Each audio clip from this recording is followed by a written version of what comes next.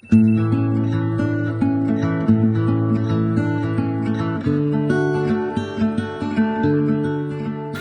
I am, Ajanta from Shankar, back to raise awareness for our Australian native wildlife throughout the month of May and our Hello Possum campaign, where we're donating $45 from every jumper sold to the Australian Wildlife Conservancy.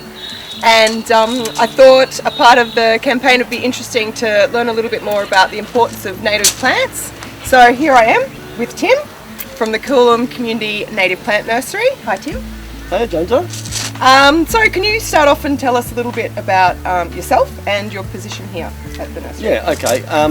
My name's Tim Lang, and I'm the manager of the Coolum Community Native Nursery.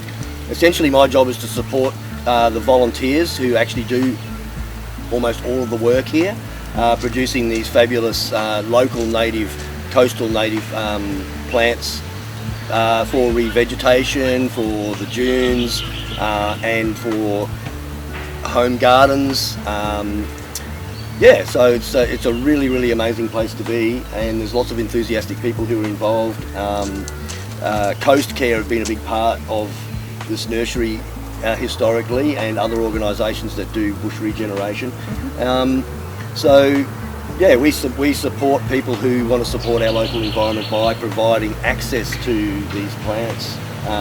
All local indigenous plants to the coastal strip. We harvest seed from the wild. We have permits to do that, and we bring the seed back and we prepare the seed and we store the seed. We have a seed bank, and then the volunteers propagate and pot up and help run the nursery. Yeah, it's really awesome. That's great. You do all of that on site. Yeah, with volunteers. What began what inspired you to become passionate about native plants? If anything in particular. Yeah, well, we need a healthy planet to live on, basically, and so part of that is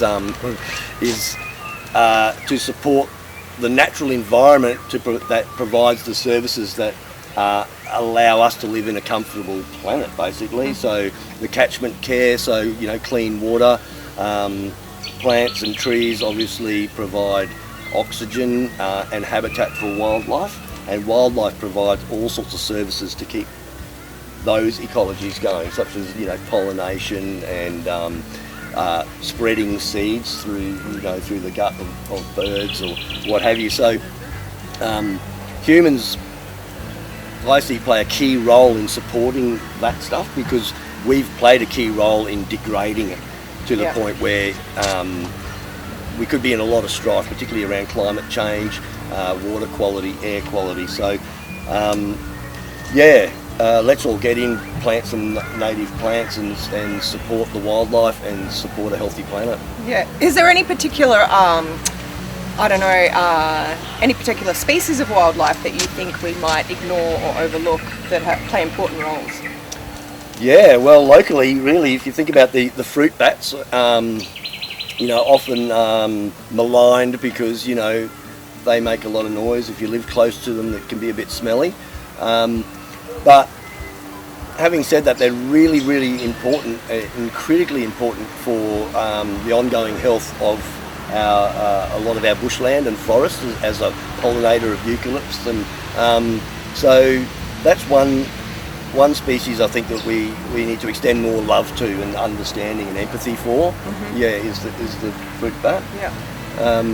Of course, everybody loves butterflies, and sometimes from a gardener's perspective, it's funny, I've been asked before, I've got all these grubs eating my plants. And then in the same sentence it's like, but I love butterflies, and we make this connection for people that actually that caterpillar becomes a butterfly. So people supporting people or helping people to increase their ecological literacy, to understand the relationships between plants and animals is really, really important. So while I'm on butterflies, we have the Richmond birdwing butterfly, which has been critically endangered, very rare, and people hardly ever see it. And it has a unique relationship with one of our local plants, which is the birdwing butterfly plant, the Pararostolochia vine.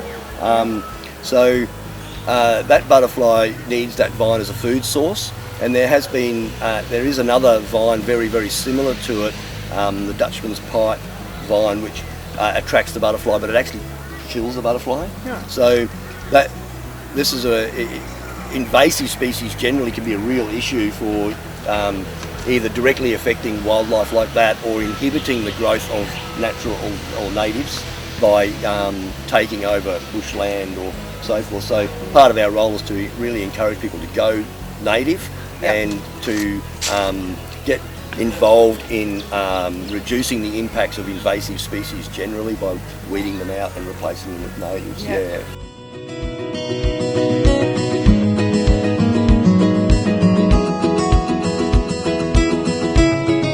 Okay, so here we have 6 different species that you can start introducing into your garden. Tim, tell us a little bit about them. Yeah, well, these are, because they're local natives, they're really easy to grow and they're very well adapted to our local conditions. I've just selected a few out of many species, but these are ones that are they're all great for wildlife, but some of these particularly are. For instance, the Alocasuarina torolosa and the Alocasuarina littoralis are key food species for the glossy black-tailed cockatoo, the red-tailed glossy blacks. Yeah, beautiful. And we need to have a lot more of these planted around the place to feed these birds, actually, and icon species.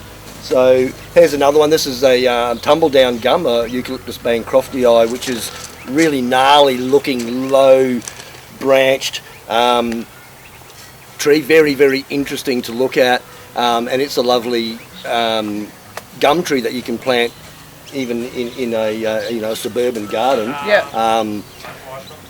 That is just fantastic for attracting bees and birds and butterflies and so forth.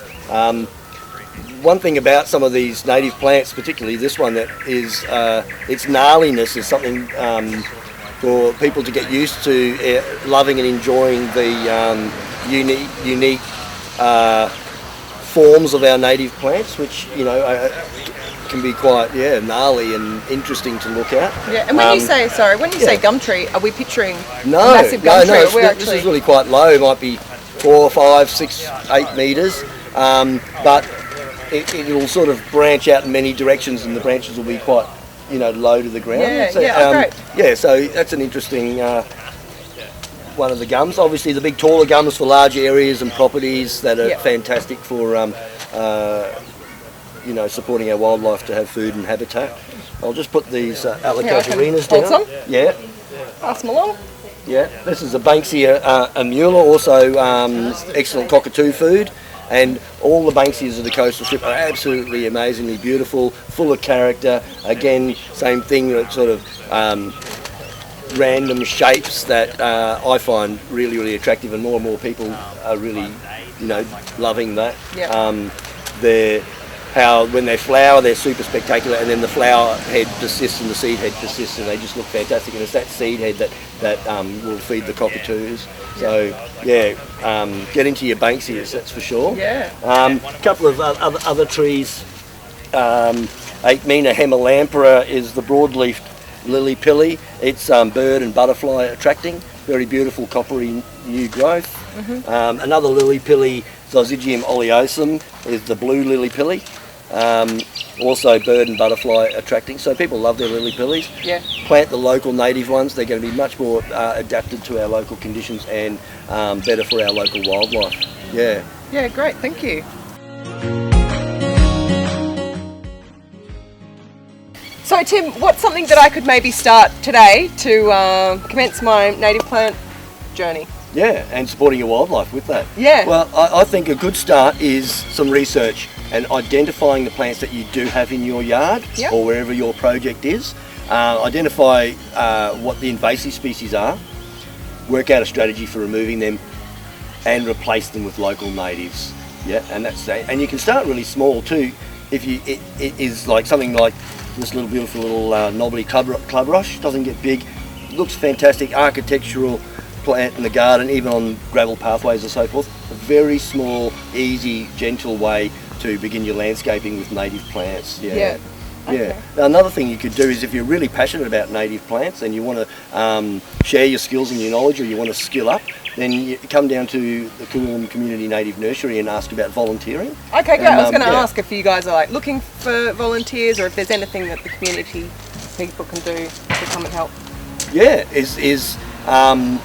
there's definitely space here for people who are really passionate about local native plants, and we are very keen to meet them and come along and get involved. Yeah. Okay, great. Well, thanks so much for your time today, Tim.